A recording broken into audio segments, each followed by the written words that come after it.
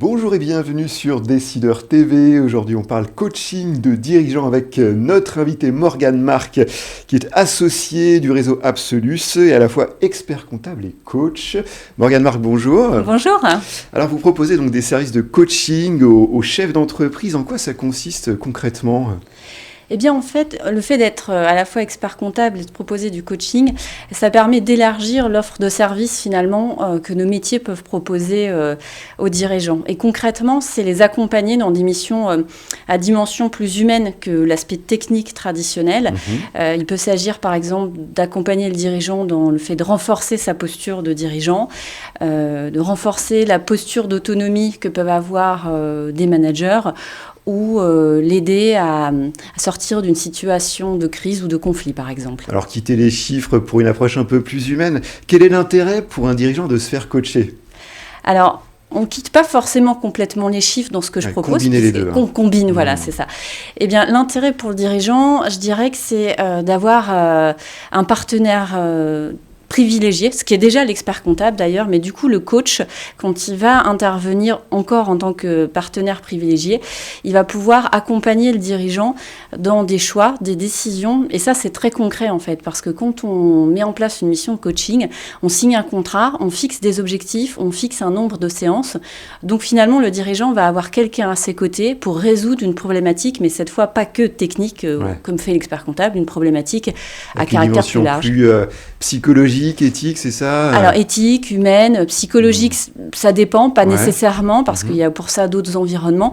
Mais en tout cas, ça reste très lié à la vie de l'entreprise. C'est du coaching professionnel, hein, c'est pas du coaching de vie, c'est vraiment du coaching professionnel pour résoudre des problématiques liées à l'entreprise, soit aux dirigeants, soit à des équipes, soit à son entreprise de façon générale. Alors, pour revenir un peu sur vous, votre parcours, pourquoi avoir décidé de devenir coach en plus de votre casquette d'expert comptable ? Mais en fait, ça a presque été une évidence, comme, pour moi en tout cas, comme si c'était quelque chose de complémentaire. L'accompagnement, c'est la partie de mon métier que je préfère, même si bien entendu on a un socle technique majeur et important, mais de longue date, c'est l'accompagnement des projets. C'est l'aspect humain du métier. C'est l'aspect humain du métier, voilà, qui m'anime. J'ai, dans les années passées, souvent prescrit même des coachs dans les entreprises de mes clients, et il y a 2 ans, je me suis dit, mais après tout, pourquoi pas moi ? Donc, je me suis lancée. En pleine crise du Covid, du coup. En pleine crise du Covid, pour le premier confinement, ouais. Alors, comment fait-on pour devenir coach ? Eh bien, en fait, coach, c'est un vrai métier, parce que certains se disent coach parce qu'ils accompagnent. Mais pourrait le faire, non, voilà. C'est pas le cas. Et donc, pour être coach de façon...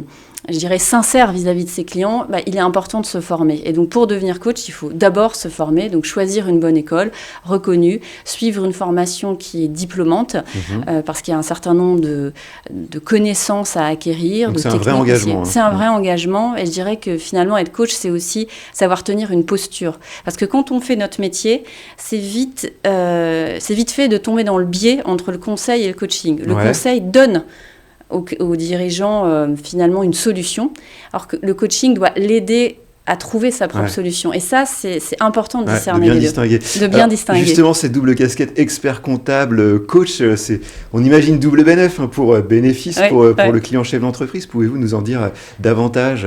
Eh bien, en fait, je pense que en tout cas pour les dirigeants avec qui je travaille pour le moment, l'avantage pour eux, c'est d'avoir en une seule et même personne, finalement, ces 2 interlocuteurs privilégiés. En une même personne, ils ont la personne qui est capable de répondre aux questions techniques qui animent l'entreprise, et en même temps, la personne qui, connaissant très bien leur écosystème, alors moi je travaille dans les PME, mais donc des PME, de la finance, etc., va aussi pouvoir avoir une action, une vision élargie, une action sur leurs équipes, sur les managers, sur les dirigeants. Je pense plus profonde parce qu'on associe en même temps la bonne connaissance des organisations et la compétence du coach qui sait tenir cette posture-là, et sait être à l'écoute, et sait faire progresser les dirigeants ou les coachés dans leurs problématiques. Alors, quels seraient vos conseils aux experts comptables qui, comme vous, souhaiteraient tenter cette aventure du coaching de dirigeants ? Alors déjà, j'ai été ravie de constater qu'il y a déjà plusieurs experts comptables qui sont coachs. Parce que quand j'ai moi-même été diplômée, j'ai eu des appels ou des messages LinkedIn. Ça fait sens, de toute façon, ouais, de lier les deux. Donc, il y a déjà un petit groupe d'experts comptables coach. Et pour les autres qui voudraient élargir ce groupe, eh bien, le conseil à donner, c'est que si on s'en sent l'envie, il faut absolument y aller parce que ça répond à un vrai besoin des dirigeants d'aujourd'hui, je pense, des entreprises plus largement. Et ça met davantage ça donne peut-être encore plus de sens à la mission de l'expert comptable. Ça donne du sens parce que dans une période où le numérique et le digital prennent de plus en plus de place, et j'y suis tout à fait favorable, c'est vraiment ce vers quoi on va, et bien cette place qui est prise par le digital et le numérique, elle laisse de la place aussi dans le rôle de l'expert comptable pour des missions, peut-être plus sur les soft skills en effet, mais en tout cas pour, comme on le disait tout à l'heure, le fait d'être l'interlocuteur, le partenaire privilégié du dirigeant. Eh bien, merci pour cette intervention, Morgane Marc.